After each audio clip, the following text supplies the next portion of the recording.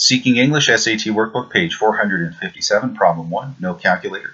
There's a pretty good explanation of this problem in the book, but I want to give you a little bit more value from this problem by talking about why it's confusing and how to use an understanding of that confusion to avoid similar confusion on the test. The confusion that students have from this problem seems to stem from what is arguably a tautology.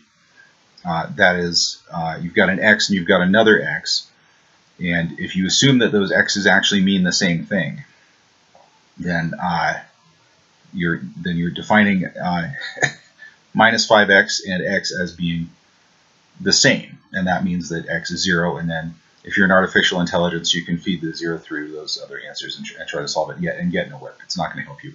So being that that does not work, you have to read the test designer's mind a little bit and pick one of these answers as being less problematic than the other four. What would be less problematic is to assume that the x's actually don't mean the same thing. Okay, the minus 5x is not literally minus 5 of this x.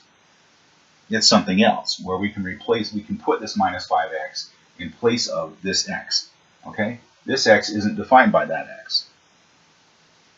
Why isn't it? Why isn't it? Well, because if it were, then we couldn't solve this problem. We have to assume that it's not.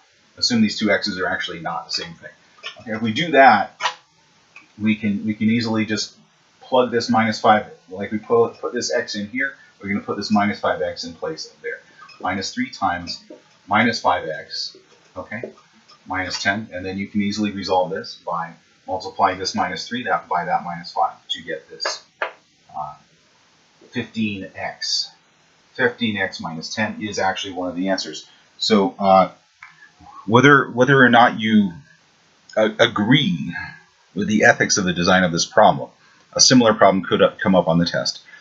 So if you've agreed to take the test, you've agreed to cope with that problem, as I've shown you how to cope with this problem.